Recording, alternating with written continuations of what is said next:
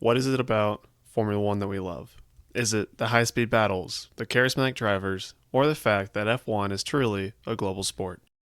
For me, it's a blend of all these elements, but what I particularly relish is how, as a meteorologist, I could apply my knowledge to race strategy. And as Formula One races across the globe, I never have a dull moment. Whether it's a track in the middle of the desert, winding through a medieval castle, racing down the Las Vegas Strip, or even jokingly in a Miami parking lot, Formula One will race anywhere. While this has led to some fantastic circuit additions over the years, such as COTA and Abu Dhabi, not all tracks have been successful.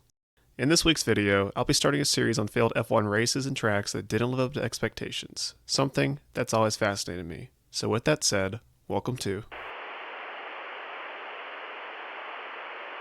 As a Texan myself, the state fair is something that everybody takes part in, whether it's going down to Dallas to see Big Tex or watching the Red River Rivalry game every year on the first or second Saturday of October at 11 a.m. It's a yearly event that's remained largely unchanged since its inception, from the venue to the attractions within it. The point is, while busy from September to November, the fairgrounds sit empty the rest of the year. So imagine my surprise when I found out that Texas State Fairgrounds once hosted a Formula One race. The race cars and drivers began arriving in Dallas today, but it will be weeks before the economic impact of the Grand Prix will be totaled up. The predictions are robust. Race promoters have spent more than $5 million on improvement. The Dallas Grand Prix was a part of a series of races aimed at expanding Formula One's presence in America, orchestrated by Bernie Ecclestone to overshadow IndyCar and other American racing series. This initiative included replacing F1's United States Grand Prix at Watkins Glen, New York, which had declined in popularity and was marred by fatal accidents. Ecclestone introduced the Dallas Grand Prix in 1984, Detroit in 1982, Phoenix in 1989, and Caesars Palace in Las Vegas in 1981. These additions and changes, driven by Ecclestone's dissatisfaction with American open-wheel racing and Formula One's decline in popularity, were further fueled by events like the Long Beach Grand Prix dropping F1 and switching to IndyCar in 1984. This move was a significant blow to Ecclestone, who actively disrupted IndyCar thereafter to safeguard Formula One's status as the premier motorsport category. He even went as far as buying out Nigel Mansell's IndyCar contract and securing him a seat at Williams for the same year, as he didn't like how popular he was in IndyCar.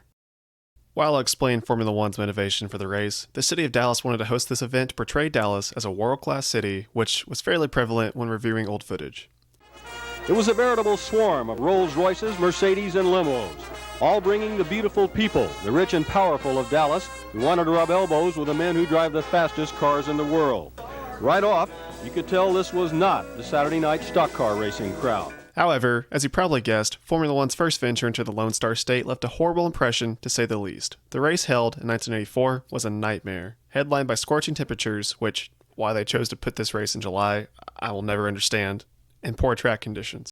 The tight street circuit was laid out with two signature hairpins. Before seeing the course, and upon the first laps, the drivers seemed initially happy with the track, but were appalled at the lack of runoff areas. After the first practice session, though, the Lotus drivers Mansell and De Angelis both said it was the roughest course they ever had the displeasure of driving on. However, it didn't matter, as the already boiling track began to break apart before qualifying, with the track temperature shooting up to 150 degrees Fahrenheit or 66 degrees Celsius. On the bright side, though, Sterling Moss was immediately recognized by President Jimmy Carter, which somewhat dispelled the notion that Formula One drivers were lesser known than IndyCar or NASCAR drivers at the time. Back to the track, the race was scheduled for 11 a.m., which was reportedly too early for Williams driver Jacques Laffite, as he showed up in his PJs. But he could have slept in, as the race was delayed for hours due to the track being horribly damaged from hosting a 50-lap Can-Am race the night before. Even with emergency fixes continuing throughout the night, which consisted of a backhoe digging out the broken asphalt and replacing it with quick-dry cement, the track was so badly damaged that Niki Lauda and Alan Prost tried to boycott the race. However, it ultimately went on as Keke Rosberg insisted on racing. Keke was quoted as saying, "I don't know what all the fuss is about. We'll all complain and moan right up to the start time, and then we'll go out and race as usual. We've come all this way, and the race is set up. Track surface or no track surface, you know as well as I do, we'll race." As Keke predicted, despite the track conditions and Bernie's actual goal in mind, Bernie green flagged the race for the 90,000 fans in attendance. Nigel Mansell, starting on pole, led for around half the race until Rosberg took the lead after starting 8th on the grid. Numerous drivers retired from the race after hitting the wall, including Ayrton Senna on lap 47, who claimed the wall had moved, which convinced everyone that he wasn't good enough for Formula One and he should just retire. Just kidding. After that claim, the track was measured after the race, and sure enough, the wall had moved 0.4 inches, which astounded his race engineer Pat Simmons, who said, "That was when the precision with which he was driving really hit home for me. Don't forget, this was a guy in his first season at F1, straight out of F3. KK would go on to win the race, but not without its drama, as Alan Prost would overtake him on lap 49 and open a 7.5 second gap until becoming the 10th car to retire after making contact with the wall.